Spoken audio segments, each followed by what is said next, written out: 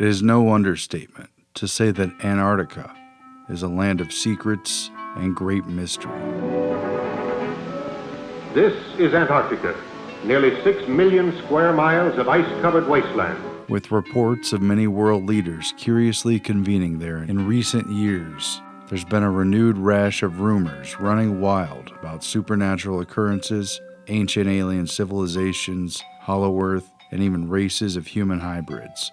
The only thing that's clear, though, is that much of what's actually going on in Antarctica has been and continues to be hidden. Will it ultimately remain that way? Here's what we found.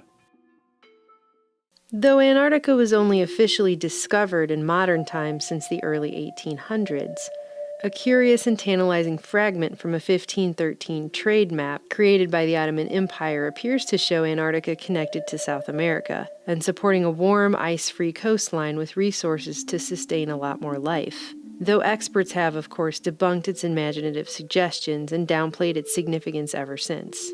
Yet while most have general faith in the map-making of modern experts, it may be significant that the actual satellite images of what officials claim is a fully explored continent are actually composited together in a mosaic with a gaping hole in the middle around the South Pole. This is supposedly the truest picture of Antarctica that we're given, courtesy of the NASA Landsat program, which admittedly continually replaces and edits the composite, including when whiteout strikes. So the question that remains is, are we seeing what's really there? These satellite images are often stunning and give us a photorealistic picture of our planet, but like a video game with convincing graphics, satellite images are still only a representation of what's really there. They have flaws, and like all maps, the images simply aren't the actual territory. That may seem like a nitpicky point, but it's an important distinction to make, especially when we see large portions of what look like painted over or blurred out areas of the continent where bases are supposed to be located.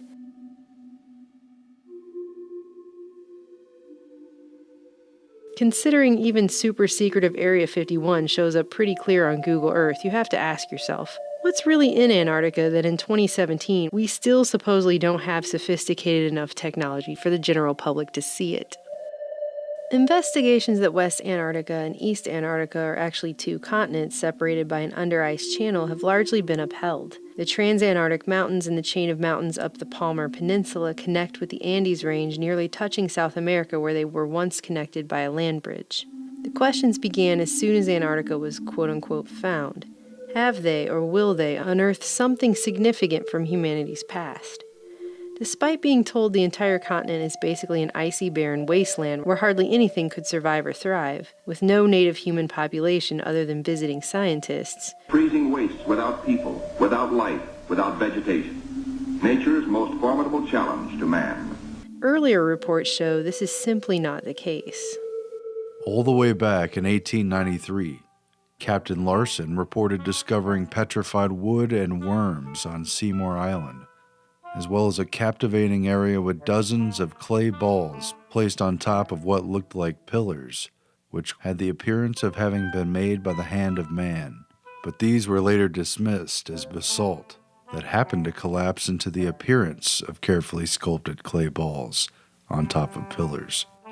Between 1928 and 1930, then Commander Richard Byrd completed the first of 5 major modern expeditions to explore the Antarctic, and right away his team were captivated by evidence that there had once been a warmer climate while they were surveying vast tracts of otherwise icy land at the bottom of the earth. This expedition, which cost $400,000, was financed by Edsel Ford and John D. Rockefeller Jr., among others. A 1930 article on Byrd's first mission noted, quote, "They expect in time to solve what is perhaps the world's greatest mystery, the existence of extensive vegetation of the vast uplands near the South Pole thousands of years ago, noting sufficient geological evidence to prove that at one time Antarctica was once warm enough to support at least a rich vegetable life." In 1947, the U.S. Navy claimed they found a place they named the Bunger Oasis, though it may have been explored earlier. The Soviets established a research station there during their expedition in 1956 at the now-defunct Polish A.B. Dabrowski Polar Station, in a fascinating 200-square-mile iceless area. At the same time, it was noted that the Russians moved so much equipment and supplies into the oasis that Australian and New Zealand diplomats were convinced they may be setting up permanent air and submarine bases there. No wonder that one of the most compelling anomalies spotted on satellite images of Antarctica is only 35 miles from the Soviet base, in what appears to many to be a domed metal lid over some sort of underground entrance. In the meantime, no one has even confirmed or fully debunked the suspicions of conspiracy theorists on what this image even shows. Throughout further wide-scale explorations in the 40s and 50s, scientists on military expeditions reported finding ice-free oases with waterfalls cascading down rocky cliffs into dry valleys containing freshwater lakes on the interior of the continent, mountain ranges reaching thousands of feet above icy wastes, fossilized trees, and even the remains of petrified forests. In 1957, the U.S. military acknowledged finding at least 2 other oasis locations in Antarctica only a few hundred miles from the South Pole, both free of ice and large enough to house entire air bases. But the military wouldn't disclose the locations to prevent other nations from potentially establishing bases there. These oases reportedly have a radically different climate from the rest of the continent, places free of ice and snow where the soil can reach temperatures of 77 degrees Fahrenheit at midday, and warm winds blow over freshwater lakes where strange specimens grow. While transversing the interior, a seismologist gave his account in 1958 of coming across a fresh lake 100 yards across with pinkish flowers growing in the bottom of it, which he could not identify. Experts have concluded these areas could sustain year-round human settlements, yet these highly contrasted landscapes are often difficult to spot when browsing through satellite imagery for whatever reason. Antarctica's past life as a tropical oasis is further upheld by the discovery of geothermal heated lakes, where almost any form of life could have survived and even continued up until this point, even while the rest of the continent froze over. The Russians at Vostok Station confirmed the discovery of a huge freshwater lake buried nearly 2 miles under the ice cap that they named Lake Vostok. It has attracted a great deal of attention ever since they've successfully drilled through the ice cap and collected active biological samples of living bacteria from a liquid lake that has otherwise been an isolated ecosystem for what scientists claim is as much as 15 million years. Located at the so-called South Pole of Cold, Lake Vostok is nearly as big as Lake Ontario, and at 6,000 square miles in surface area, 160 miles in length, and 30 miles of width. It measures to an astounding depth of more than 2,600 feet at some points, and scientists claim they've found more than 3,500 life forms, as well as rich fossil evidence from a time that they've up until now known nothing about. Even more curious, however, was the confirmed discovery of a huge magnetic anomaly on the east coast of this underground lake that spans a vast 65 by 47 miles. Mainstream scientists hypothesized that a thinning of the Earth's crust at that location caused the anomaly, while others suggested a meteorite hit there, while still others suggest that the dimensions of such a significant magnetic anomaly could signify a lost city on the shores of the underground lake. With so much secrecy shrouding Antarctica, do you think the public would be told if something were found there? Interestingly, it parallels the plot to the film 2001: A Space Odyssey. Scientists on the moon unearth a vast tychomagnetic anomaly that proves to be a monolithic signal device from an unseen extraterrestrial race. Hundreds of these subglacial lakes are known to exist, and most remain still unexplored. However, when scientists drilled into the ice cap of a much shallower and smaller subglacial lake known as Lake Willans, they found living jellyfish, crustaceans, and even 8-inch translucent pink fish, and what they said was an old ecosystem eroding from the ice hovering above the lake. These finds and more continue to fuel speculation, as they have over the past century, that Antarctica is holding on to secret links to mankind's past, and possibly the remnants of ancient civilizations which could have resided there in warmer times. Despite the appearance of being completely peaceful and solely dedicated to international cooperative scientific research, and despite the public being repeatedly told for decades that Antarctica officially holds, quote, no military value, The massive continent and its surrounding islands in the polar region are of great strategic significance.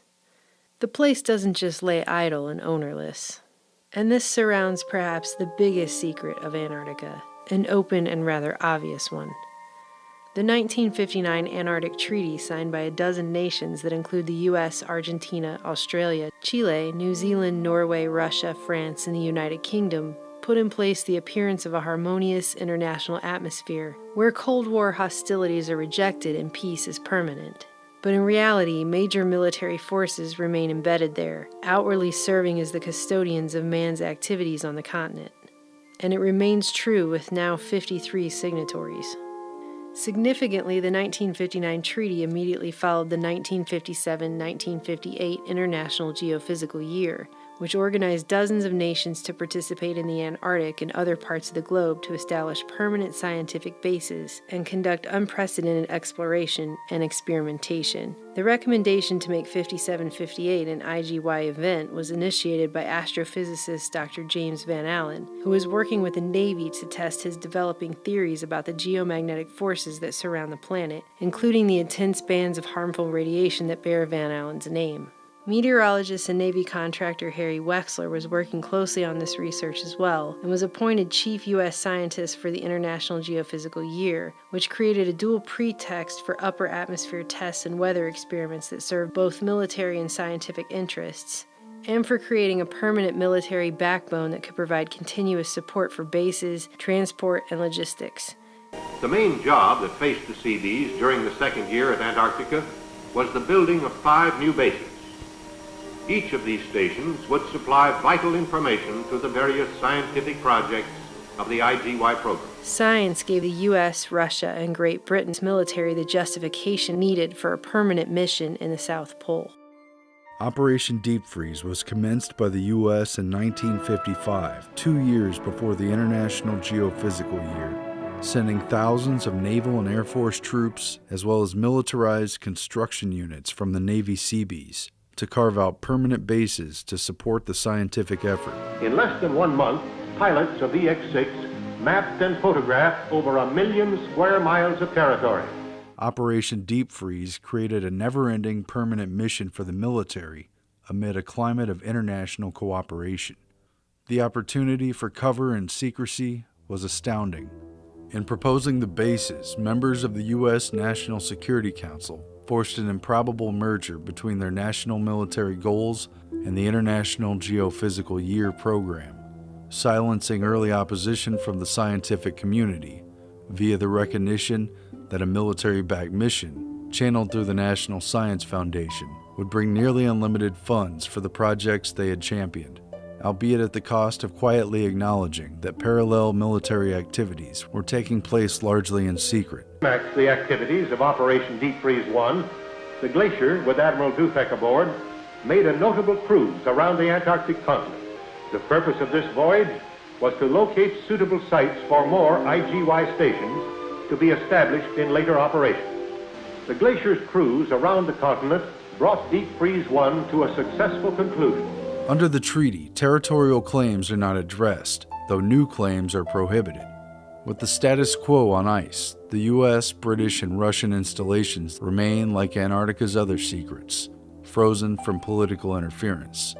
But this form of peace can be deceiving and belie anything lurking just beneath the surface. With the treaty not taking effect until 1961, Operation Deep Freeze was a huge preemptive military mobilization effort to establish a permanent foothold on the continent. The only real question is, how far did they get? There have been many rumors about underground bases on Antarctica, but by their very virtue they are difficult to confirm, and as a result, legends, rumors, and imaginations run wild. And yet, there is solid evidence to support the idea that a significant military-industrial complex is indeed embedded underneath Antarctica's icy facade. Most of the early expeditions to Antarctica in the later 1800s and early 1900s were largely concerned with establishing claims and merely surviving the harsh environment. With improved technology, flight became viable, as did ice-breaking ships and specialized vehicles for ice-capped terrain. In the 1920s, U.S. Navy Admiral Richard E. Byrd achieved fame as the first person to fly over both the North and South Poles, though not without controversy. Byrd's first of 5 expeditions to Antarctica from 1928 to 1929 was privately sponsored by backers including the Rockefellers and Fords, seeking uranium, coal, and shale deposits, gold, copper, and other exploitable minerals, as well as locations to establish base camps. Byrd established Little America, among other camps, which was later plunged into the sea by the shifting ice. Byrd's second 1934 to 1935 expedition focused more on weather. Publicly, the expedition was mostly known for Byrd's dramatic wintering in alone at a meteorological station where he nearly died of carbon monoxide poisoning from a poorly vented stove, yet he lived to publish a best-selling account of it. Behind the drama, it was a major effort to study the relationship between seismic activity, geomagnetic forces, atmosphere, and weather. James Van Allen, who discovered the Van Allen radiation belts that bear his name, took part in Byrd's second expedition as assistant to the chief scientist, and later became a driving force in Antarctic weather experimentation, while Byrd helped the U.S. secure its claims there. Hitler's right-hand man, Hermann Goering, personally signed off on Germany's third expedition to Antarctica, and its first since before World War I. This became the infamous Neuschwabenland Nazi expedition, launched in 1938 and completed officially in 1939, just before initiating war with Poland. It was to be a secret reconnaissance expedition, with only 33 members plus the ship's crew. Following a German whaling expedition in 1937-38, it aimed ostensibly at increasing the production of fat for the coming war effort. However, the real mission was clearly to establish permanent bases for Nazi raids and other naval activities. The Nazis staked out claims and dropped flags from planes over a large 231,000 square kilometer area, taking some 16,000 aerial color photos, along with prospector data to support legal claims based on the right of exploration, utterly disregarding previous claims by Norway over Queen Maud Land. Finding out about the secret mission through their German diplomat, Norway quickly attempted to annex the territory by decree 3 days before the Nazi expedition even reached Antarctica. But it didn't deter Germany, who issued a decree in August 1939 after the mission, establishing a German Antarctic sector, officially called Neuschwabenland. Less than a year later, in 1940, Germany had invaded and occupied both Norway and Queen Maud Land. Even mainstream historians admit officially that there is evidence of at least minor Nazi coastal bases in Antarctica, ones that were large enough to dock German battleships during the war. But there's no clear record of activities beyond that. Unofficially, rumors allege that several Nazi U-boats that disappeared from the records had carried top officials including Hitler to the South Pole after the war, and that a more extensive and permanent base existed. If this holds any truth, one possible location for a substantial fortress would have been the 200-square-mile ice-free Schirmacher Oasis, which the Nazis had first identified from the air, and which supported numerous international stations after the war. Either way, after their 1938-39 Neuschwabenland expedition commenced, Admiral Byrd was sent to Antarctica from 39 to 40, on a U.S. government-sponsored mission to establish permanent bases, further exploration, and most assuredly to spy on Nazi efforts there. In turn, news of Nazi bases drove support for building more American bases there. Though modern scholars have tried to downplay the existence of Nazi bases, news reports of the time captured the concern, as this article highlights that, quote, the capture of a secret Nazi hideout proves valuable naval bases can be built in ice fields. It also stated, quote, there, hidden away in some undisclosed quarter of the Antarctic quadrant, a British naval patrol recently found a Nazi naval base. True, it was only of small dimensions, yet it was sufficiently enough equipped to have repaired even the Graf Spee, referring to the notorious Nazi commercial raider that was attacking British commerce ships. A 1942 article asked U.S. naval bases in the Antarctic and began discussing, quote, the possibility of using the Antarctic continent as one of the jumping-off places for the great naval offensive that would wipe Japan's rising sun flag off the face of the southern seas. And it discussed how it would become a pivot from which we could guard and control both the South Atlantic and the South Pacific. Clearly, Antarctica had become an important military position, Admiral Byrd also made this point at the time of his 1940 expedition, saying, "As we all know, the Panama Canal may be under attack someday. It may even be destroyed by a hostile power. The Navy has to think of such a possible eventuality. That is why Antarctica looms in strategic value."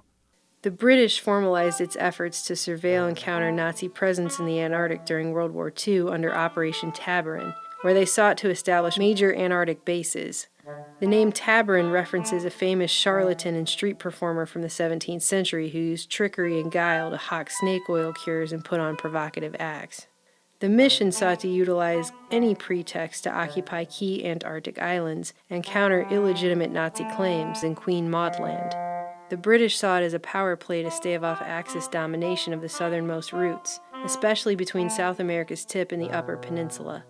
Britain reported not only Nazi bases there, but vexing Japanese whaling expeditions as well, and a definitive move was needed to outmaneuver Nazi-friendly Argentina, who held the de facto claim to influence over the region.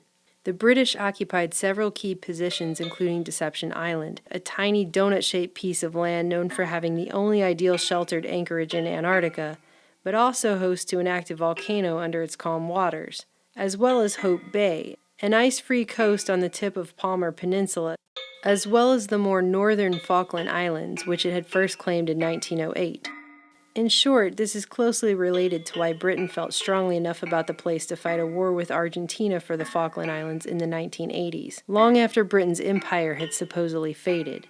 These strongholds and others were necessary to defend the important passage routes between the South Atlantic and Pacific Oceans, vital to the commercial and military affairs of both Britain and America, as well as to contend for supremacy in Antarctica. In World War II, the British fired upon the Germans' notorious Graf Spee pocket battleship in 1939 during the Battle of River Plate. A previous report indicated that British believed the Graf Spee was docking at a covert base in Antarctica and raided its commercial vessels. Though it wasn't heavily damaged, the Graf Spee was forced to scuttle to Uruguay and abandon crew after its critical fuel cleaning system was destroyed. Captain Langsdorff committed suicide, and dozens of people died. The quiet battle for control of the southern oceans had now cost blood. Under Tabarin, Britain tore down Argentinian flags and destroyed whaling stations that could supposedly be used by the Nazis and set up their own bases and stations to replace them. In the post-war era, Britain made fresh claims over the South Shetland Islands, the South Georgia Islands, and the Falkland Islands, even after the 1959 treaty. More secretly, the British built a significant base, known as Modheim Base, on the mainland of eastern Antarctica and in the general vicinity of the Nazis' new Schwabenland base in Queen Maud Land. An advanced base was also built in the ice-free portions of the mountains near the pyramid Nunatak, but it remains little known and obscure even on modern satellite images, utilizing underground tunnels to connect tiny research huts and a sophisticated system to protect the base from snow and ice damage over time. In fact, it is very hard to find any mentions or any information at all about the Modheim bases in newspapers after the mid-1950s. It was with the assertion of British power on the southern continent that U.S. Admiral Richard E. Byrd launched Operation High Jump, and with the wartime conclusion of Operation Tabarin, British interest in the Antarctic essentially rolled over into Allied interest with the U.S., almost seamlessly continuing during the U.S.-led military invasion to conquer Antarctica. It was completely unprecedented. Admiral Richard Byrd and Rear Admiral Richard Cruzen led some 4,700 men and brought 13 Navy vessels, an icebreaker ship, an aircraft carrier, battleships, a state-of-the-art submarine, and a fleet of planes and helicopters developed for the extreme cold to surround the continent and establish new bases. This largest ever polar deployment served as an exercise for cold weather warfare to oppose communist aggression and came with the talking points of protecting against an enemy operating from the poles and able to mobilize very quickly. Thus, the U.S. intended to establish a permanent presence there. At the mission's conclusion, Byrd told reporters embedded with him, quote, "The almost terrifying rate of speed at which our world is shrinking is the great object lesson. We can no longer believe that distance guarantees us safety, that oceans and poles will be our ever-protecting no man's land. If he could succeed in taking 4,000 young Americans into the cold and unknown Antarctic, that others could do the same as well." But Admiral Byrd was forced to retreat from the mission after only a few months. Newspaper accounts blamed the ice and the freezing up of the waterways. the same excuse mentioned ahead of time in papers before the expedition departed. Some have claimed that Byrd met a superior force that even possessed UFO aircraft that drove Byrd out of Antarctica. But this account is largely substantiated by a quote which attributed Admiral Byrd as saying, in case of a new war, the continental U.S. would be attacked by flying objects, which could fly pole to pole at incredible speeds. However, retrieval of the article this quote was said to appear in, dated March 5, 1947, and written by Lee Van Atta, an International News Service correspondent who accompanied the expedition, carried a different account with a few similarities from which grains of truth were plucked. It read, quote, Rear Admiral Richard E. Byrd warned that the U.S. must guard against any future invasion by hostile aircraft from across the polar regions of the Earth, which bears a resemblance yet a different meaning from the phrase flying objects which could fly pole to pole. The Admiral declared it is no scare phrase but a bitter reality to state that conflict, should it ever come again, will lash out at our nation over one or both poles. Byrd's warning was couched in the post-war narrative of a Soviet threat, which Byrd used after the war to justify cold weather Cold War training near both poles, which Byrd initially oversaw. Lesser known is the fact that the U.S. followed up the very next year in 1947-48 with Operation Windmill, which continued survey operations and even more significantly furthered the study of electromagnetic effects on weather at the South Pole, though the mission was also aborted early. The U.S. hesitated and backed off from a planned Operation High Jump 2 due to international pressure and suspicion about the militarization of the South Pole. Instead, it opted for the peaceful approach of Operation Deep Freeze that began a few years later in 1955, just ahead of the international treaty. It should be noted, just after World War II, the first nuclear war, that it was mentioned multiple times in the papers that not only was Antarctica a probable source of coal. We've found enough of coal within 180 miles of the South Pole in a great ridge of mountains. It's not covered with snow, enough to supply the whole world for quite a while. But also of vast stores of uranium, which multiple countries, including Britain, were down there in search of. Where that coal is gets 100 below zero in the winter. Well, It was once tropical. So we think there's oil there, and there's evidence, probably uranium there. The year after World War II ended, at the same time papers were quietly announcing in tiny articles buried in their back pages that Antarctica might be hiding large stores of uranium under its ice, a law and diplomacy professor at Tufts College was warning that the new free areas of the world, like Antarctica would become under the 1959 treaty only a dozen years later, should be placed under the control of the United Nations, quote, thereby establishing the first tiny toehold of world government in practice. Professor Leo Gross went on to say that the suspected presence of uranium in Antarctica necessitates the UN to act right away to, quote, start a pool of world government into which the nations could one day jump themselves, as many believe they will have to do before lasting world order can be established. is it any secret? Is there uranium there? That would be the only thing that would be practical to actually go after, I suppose. Everything else would be economically unfeasible, wouldn't it? Well, as we recklessly expend our resources, the time will come, and we'll have to go after that stuff down there. Well, you know, I avoided what you said about uranium. I'm not sure about that. I don't want to have the world fighting over the Antarctic. Admiral, is there a competition among other nations to try to get information about Antarctica and possibly to secure some of these resources? Well, yes. There are now 7 nations very much interested. During the construction of these major installations, tunnels were dug between buildings, tunnels were dug for supplies and utility units, and for specialized equipment. Underground entrances and bases were expanded and reinforced to protect against the harsh weather. Were there secret underground military facilities constructed during or after this time? Were there any banned weapons tests or military activities and installations that went fully operational before the Antarctic Treaty set in? The answers are mostly silent, like the vast icy wastelands that have intrigued so many searchers.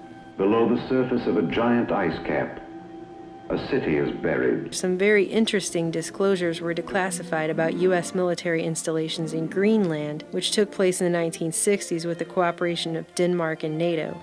This is the story of Camp Century, the city under ice. While feeding European allies and the American people a highly publicized cover story about the triumphs over nature and building an underground city for research under the ice at Greenland's Camp Century, the basic concept was simple. A system of 23 trenches would be dug into the ice cap and then covered with steel arches and snow. Branching off the main communication trench would be a series of lateral trenches housing complete research, laboratory and test facilities, modern living quarters and recreation areas, and a complex of support facilities. The Pentagon kept its real activities a secret. Only later did the truth about top-secret Project Iceworm surface. The Pentagon was attempting to put in place mobile nuclear launching sites that would utilize thousands of miles of tunnels to station ICBMs from theoretically random positions, all without Denmark's knowledge or consent. Later, an escape hatch would be placed at the end of a small wooden form for an emergency exit. Were similar installations attempted in Antarctica? Like Greenland's Camp Century, Antarctica's McMurdo and Byrd stations also featured a nuclear reactor, as well as under-ice tunnels. 16 of these escape hatches were strategically located throughout the various tunnels. The inconvenient fact is that the U.S. lied to its international allies about nuclear weapon sites in Greenland, so it's fair game to question whether they did the same in the seemingly peaceful and cooperative atmosphere of frigid ice and penguin research. The same questions apply to Admiral Byrd's equally publicized Operation Icebox, a tentative plan to partner with private corporations and bury food surplus in Antarctica. Perhaps it was just another cover for building an extensive underground tunnel system. It was talked about in interviews and papers from the time, but seemingly never materialized. This diagram shows how they can effortlessly dig a continuous trench, then place shipping containers and rebury for long-term storage. The article advertised, quote, "We plan to bury a cache of 100 loaves of bread every year over the next 100 years. We won't be here to finish the experiment, but our great-grandchildren will. We could create a permanent icebox for our food surpluses in the Antarctic, save on storage, and contribute a great act of international goodwill." Again, Greenland may be a blueprint for what was attempted in Antarctica. It should also be noted that the 1961 Atomic Energy Commission had completed an extensive labyrinth of underground tunnels in the Nevada desert for the purposes of underground nuclear testing. The agency told the AP at the time, quote, "The tunnels are being constructed for any use deemed necessary if and when the administration decides to resume nuclear testing." During Operation High Jump, an Arctic submarine laboratory was dispatched to Antarctica from a California naval base where it tested under-ice operations with great success. This was a pivotal moment for underwater and polar warfare. Prior to launch, Admiral Byrd contacted Dr. Waldo Lyon, the top naval warfare submarine guy at their San Diego base, to ask him if there was any research he wanted to do in conjunction with the expedition. Lyon asked to test a new submarine in the ice-filled waters, and so they did. This Antarctic deployment was the first major field trial for subarctic submarine conditions, with success leading to new capabilities such as breaking through ice to surface and launching a nuclear warhead from underwater in range of Cold War targets anywhere on the map. Moreover, thousands of men were deployed to DEW-line distant early warning stations in North Canada and Greenland, and to submarines and aircraft patrolling the Bering Sea and northern Arctic waters under training originally supervised by Admiral Byrd. No further military tests were ever admitted in Antarctica, despite a massive militarization on the ice. And what came of the breakthroughs in ice core drilling, ice melting cryobots, deep-sea sea lab experiments designed for Arctic waters, and the 500-meter depths of its continental shelf? All of this must have made Antarctica's frozen abyss more accessible. Yet has anything significant been found? Have any bases been constructed there using tunnel boring systems, utilizing natural caves or geothermal hotspots? It's a big continent, so it's a very intriguing and perhaps plausible maybe. Again, Greenland may be a blueprint for what was attempted in Antarctica. Another little-known and underexplained role in Antarctica is that of NASA engineers, who sent units to train for conditions that might be found in space. Numerous press reports in the 50s and 60s made the point of comparing Antarctica's conditions to that of the Moon and Mars, cold, unforgiving, and remote. High-ranking officials, including Wernher von Braun, conducted special training missions there, including one to prepare for tunneled underground bases on the Moon, like the ones in Antarctica. Other NASA reports have remarked on the similar mountainous terrain. But did these training missions for space travel also double as an opportunity to upgrade and expand military bases under peaceful pretext in the region? Did NASA take advantage of the reclusive area as a secret launching base? How many rockets were being test-fired here? And what was the real purpose? And in early fall 1963, there were claims made that a nuclear bomb was detonated on the Antarctic continent. But as it did not register fallout, it was believed to have been set off either in the upper atmosphere where previous tests had been conducted or underneath the ice sheet. But the news was smothered. Despite the fact that this August 1963 blast, or test, was detected 2 days before the U.S. and Russia signed the Nuclear Test Ban Treaty, the White House ordered the detection of the explosion to be kept quiet until after the Senate voted on ratifying the grand sweeping treaty. The DoD originally denied that any explosion took place, and even tried to pass it off as a natural phenomenon before later conceding that it had in fact happened.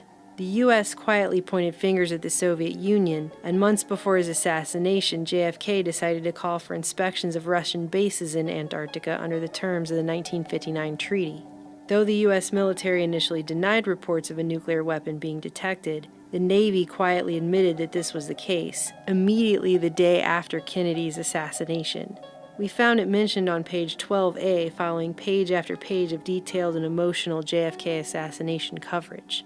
After that, the issue seemed to disappear from public view. Did the Russians, the United States, or a joint scientific venture between multiple countries set off a nuke in the upper atmosphere of the poles in order to create an artificial EMP or aurora effect? If they did, it may have been allowed under the Antarctic Treaty, if and only if it was purely for science, and all member states agreed. If so, whatever they found or tested has been kept entirely under wraps. The absolute biggest secret of all in Antarctica is the electromagnetic energy that surrounds and saturates life on planet Earth. How, precisely, does the magnetic energy from the poles create and modify weather? Why are the poles frozen? Why a huge landmass at one pole and an open ring of ocean at the other? Could the poles shift suddenly, rapidly changing climate and destroying existing life? Could science engineer the artificial melting of the poles in order to extrapolate the riches and resources buried underneath? Scientists, Antarctic explorers, and military figures alike have discussed how weather is made and controlled at the South Pole, along with the accumulation of 90% of the world's ice and 60% of its freshwater reserves, which also controls oxygen content in the atmosphere. And Byrd, among others, has hinted at controlling the weather, something the Navy has always had a deep interest in.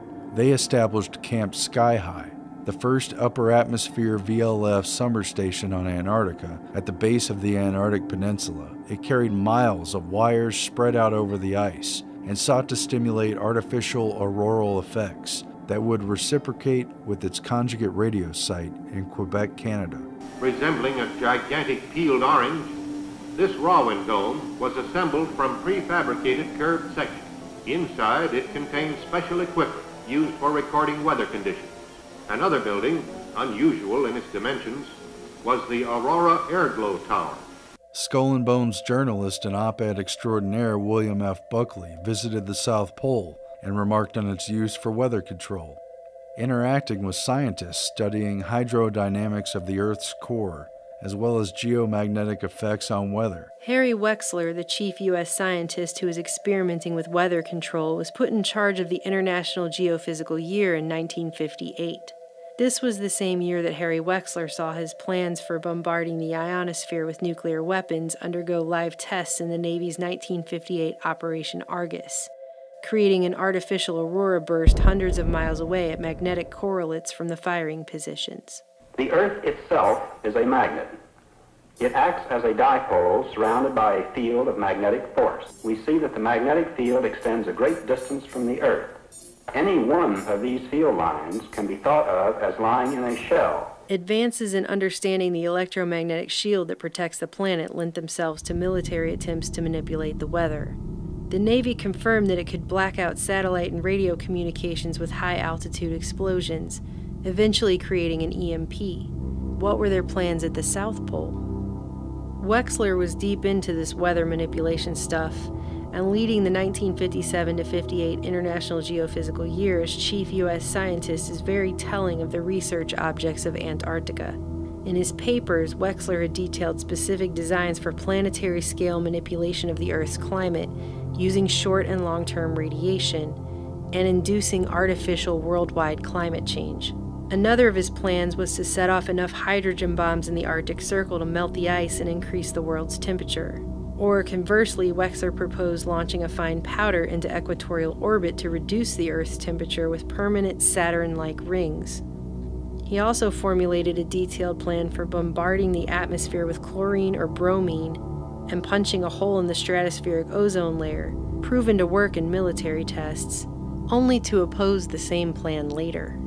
Wexler was on a working vacation at the elite Woods Hole Oceanographic Institute with which he was affiliated when he died unexpectedly of a heart attack in 1962 at the young age of 51. Just months earlier, he gave a final speech to Woods Hole titled On the Possibilities of Climate Control, explaining the mechanisms not just to seed a few clouds, but to permanently control the Earth's climate. The terms of the 1959 Antarctic Treaty, barring military activities and preserving the world south of the 60° south latitude line for science, does not apply to U.S. Navy operations on the open seas. If any kind of atmospheric heater, HARP device, or SBX-1 radar device, or even a nuclear submarine is used to manipulate or alter weather offshore, there's no jurisdiction over its activities there outside of military doctrine and secret government control. And then there's the totality of it all. Support for international scientific research trumps all other considerations in Antarctica. Or perhaps it has provided the ultimate cover for maintaining a massive, permanent, off-limits continent that is 1.5 times the size of the U.S., and within which they can run black projects away from the prying eyes of almost everyone else on the planet. Between the big push with Operation High Jump in 1946, where at least 190 Americans were left behind to continue operations, on through the next 15 years when the U.S. Navy and Air Force became the de facto custodians of the southern continent, the military took responsibility for at least 5 American permanent research stations with underground facilities, multiple atomic reactors, living quarters, and supply and transport for thousands of scientists around the continent. Great Britain had multiple expeditions to Antarctica during the late 1800s, the early 1900s, in World War I, and with classified operations during World War II, after which they never left, and their actions on the continent during that time are even less publicized. Russia, then the Soviet Union, has maintained permanent residence down there since World War II as well. And again, in the spirit of international scientific cooperation, Antarctica never saw the Cold War the rest of the world lived in fear of for decades. We're told the whole place is one big global community, where scientists from every nation get together and sing Kumbaya and do science while war is a non-existent concept.